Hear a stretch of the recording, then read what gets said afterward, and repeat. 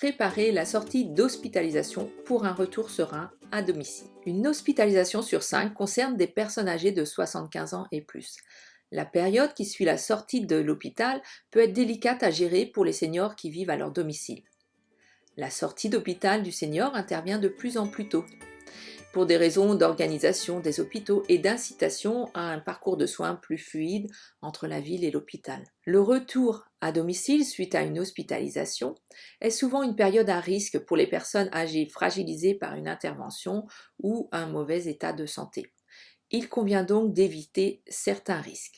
Voici les risques. Le premier est une mauvaise compréhension des instructions de sortie d'hôpital. En effet, on peut avoir des difficultés à suivre correctement le traitement qui a été préconisé par l'hôpital lorsque l'on revient à son domicile.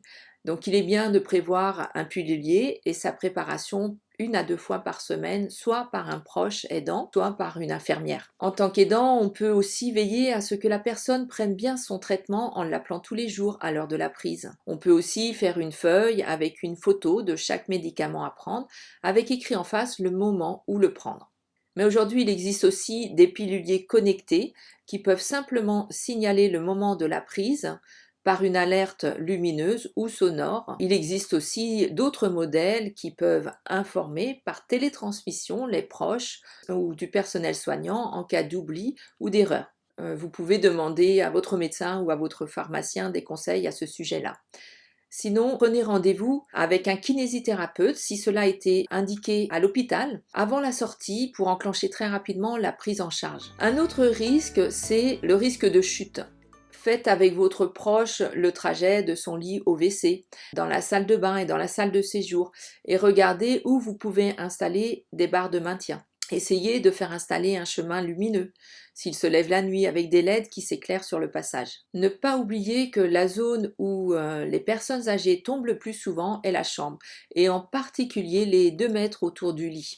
Donc il sera nécessaire de supprimer les tapis, supprimer les fils électriques qui traînent pour ne pas se prendre les pieds dedans, mais il faut aussi s'assurer qu'il n'y a pas de petits meubles qui risquent de basculer si on prend appui dessus.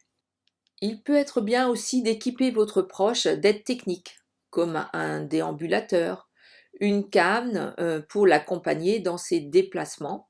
Il existe aussi des aides plus technologiques comme la téléassistance, la téléalarme, les bracelets détecteurs de chute. Pour l'aménagement de la maison, si la douche n'est pas à l'italienne, il faut envisager des travaux pour en installer une et éviter le maintien d'une baignoire dont il faut enjamber les rebords pour y accéder, ce qui augmente le risque de chute. Évitez également les accès avec une marche pour aller à la douche. Le troisième risque, c'est la dénutrition. En effet, la dénutrition est à la fois la conséquence et la cause d'une altération de l'état général et de votre proche. Elle est entretenue par l'idée souvent ancrée que lorsqu'on est âgé, on doit manger moins et surtout moins de viande, ce qui est totalement erroné. Pour cela, vous pouvez organiser la livraison de repas. Cela peut être une solution. Ou vous pouvez aussi cuisiner chaque week-end des plats et les mettre au congélateur avec une étiquette de la date pour le manger. Si votre proche vit seul, veillez à ce qu'il ne laisse pas la clé dans la serrure et donnez un double à des voisins en qui vous avez confiance. Pour le maintien du lien et pour tous ces petits détails, il vaut mieux venir régulièrement voir votre proche ou organiser des visites régulières de ses amis, de ses voisins. Cela permet de maintenir le lien social et c'est un bon remède au laisser-aller. En deuxième partie, on aborde les aides pour le retour à domicile. Il y a plusieurs prestations possibles d'aide au retour à domicile après une hospitalisation. Cela peut concerner l'aide à domicile pour le ménage, pour le linge, l'aide aux courses, l'aide au repas, l'aide à la toilette et à la prise de traitement. Il y a également le transport, l'accompagnement lors des sorties et l'aide pour avoir des visites régulières. Alors, il existe plusieurs dispositifs. Le dispositif d'aide au retour à domicile, la RDH, c'est une demande de dispositif qui peut être effectuée par l'assistante sociale de l'établissement de santé où séjourne votre proche avant son retour au domicile. Alors cette aide est délivrée pour une durée de 3 mois, à compter de la date du retour à domicile, mais elle peut être renouvelée ou prolongée en cas de nouvelle hospitalisation. Cette assistance permet de bénéficier des services d'une auxiliaire de vie à domicile. La prise en charge est plafonnée à 1 800 € par an et par bénéficiaire. Il faut également solliciter sa mutuelle avant d'entreprendre toute démarche.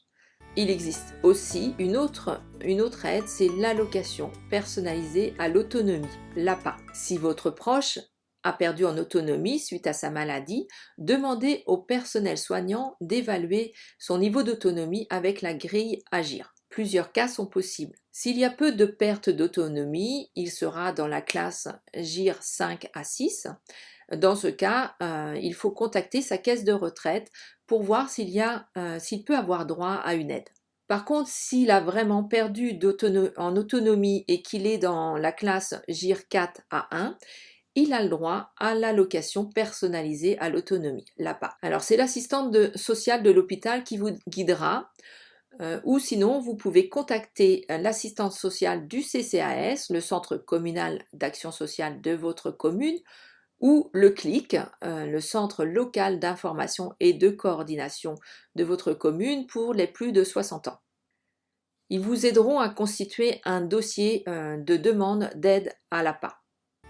Pour conclure, après une hospitalisation, l'intervention d'un auxiliaire de vie permet d'envisager le quotidien au domicile de manière plus sereine pour le bénéficiaire comme pour ses proches. N'hésitez pas à faire des demandes d'aide auprès de votre mutuelle, de votre caisse de retraite ou auprès du CLIC qui vous guidera. Pour en savoir plus, vous pouvez visionner le replay du webinaire qui a eu lieu en février sur les aides. Nous vous mettons le lien dans la description en dessous de la vidéo.